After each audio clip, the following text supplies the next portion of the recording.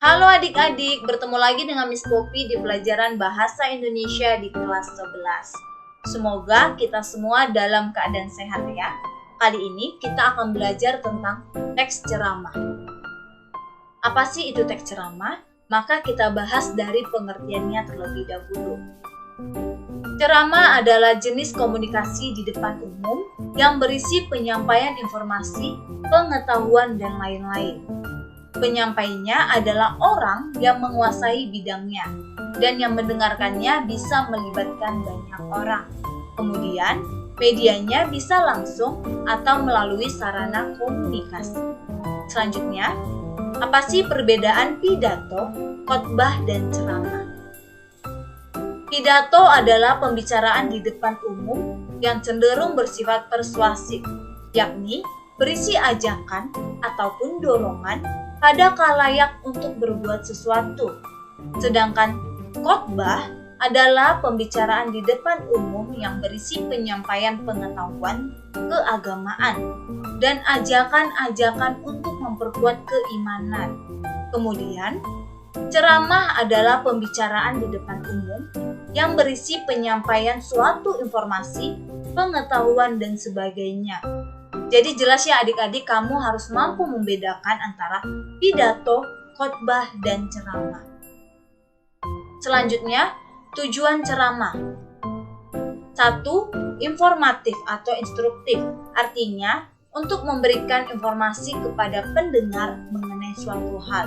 2. Persuasif, artinya mengajak pendengar supaya mengikuti apa yang telah pembicara sampaikan. Ketiga, argumentatif, artinya untuk meyakinkan pendengar mengenai suatu hal. Keempat, deskriptif, artinya untuk menggambarkan atau melukiskan tentang suatu keadaan. Kelima, rekreatif, artinya untuk menghibur atau menggembirakan pendengar agar merasa puas. Dan yang keenam, naratif, artinya untuk menceritakan sesuatu hal kepada pendengarnya. Selanjutnya, unsur-unsur yang terdapat dalam ceramah. Tentunya ada penceramah, materi, dan pendengarnya. Lalu, kita akan bahas metode ceramah. Jadi adik-adik, ketika kamu berceramah, kamu harus mengetahui metode ceramah apa yang akan kamu gunakan. Yaitu, ada metode ekstemporan. Metode ceramah yang menuliskan pokok-pokok pikiran sebagai catatan pengingat. Kemudian ada metode impromptu, yaitu metode ceramah tanpa ada persiapan. Biasanya, seseorang yang sudah ahli dalam berceramah, dia akan menggunakan metode impromptu. Kemudian ada metode menghafal, yaitu metode ceramah dengan membuat naskah kemudian menghafalkannya. Dan yang terakhir ada metode membaca naskah. Jelas ya kalau metode membaca naskah adalah metode ceramah dengan membaca naskahnya secara lengkap. Selanjutnya kita akan bahas struktur dari ceramah.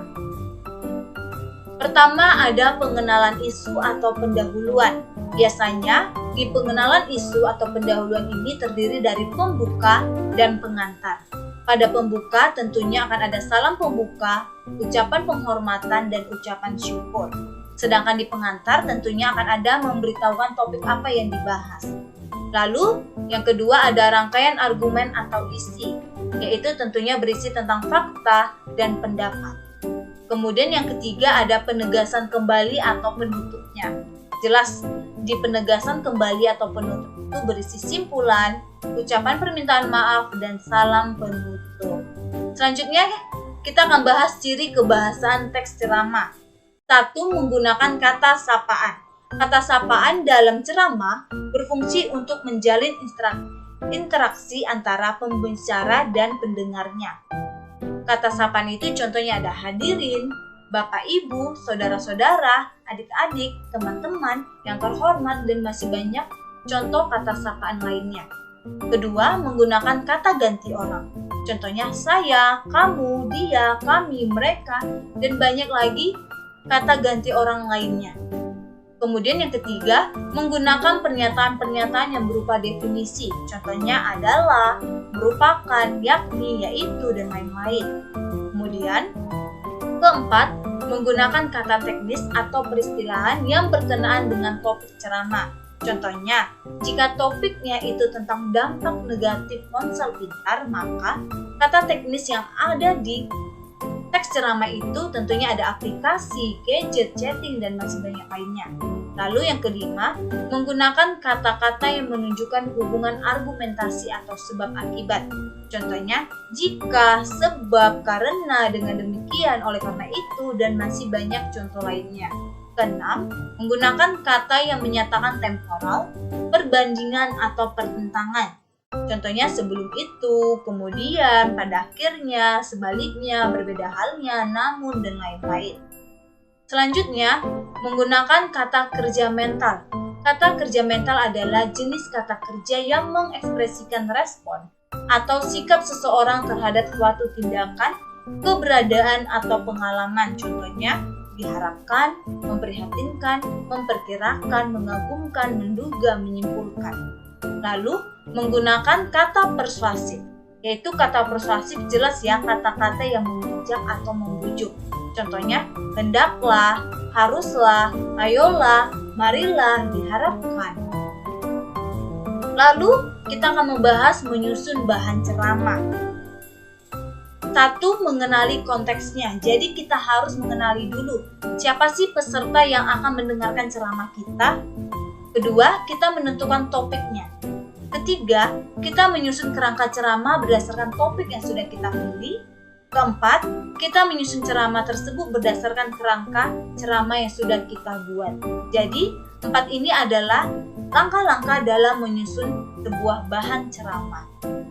Selanjutnya, kita akan bahas teknik-teknik berceramah yang harus kita perhatikan, yaitu ada lafal, intonasi, dan sikap tubuh.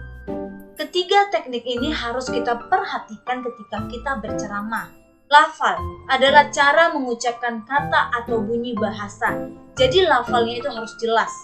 Lalu, intonasi atau nada adalah naik turunnya lagu kalimat. Perbedaan intonasi menyebabkan perbedaan kalimat itu. Jadi, nada atau intonasi kamu itu harus jelas. Lalu, sikap tubuh. Sikap tubuh ketika berbicara harus dinamis atau variatif, sesuai dengan isi pembicaraan, suasana, tempat, dan kondisi pendengar. Jadi adik-adik, teknik berceramah ini harus kamu perhatikan dalam berceramah. Demikianlah pembelajaran kita tentang ceramah di kelas 11. Semoga bermanfaat dan tetap jaga kesehatan. Terima kasih.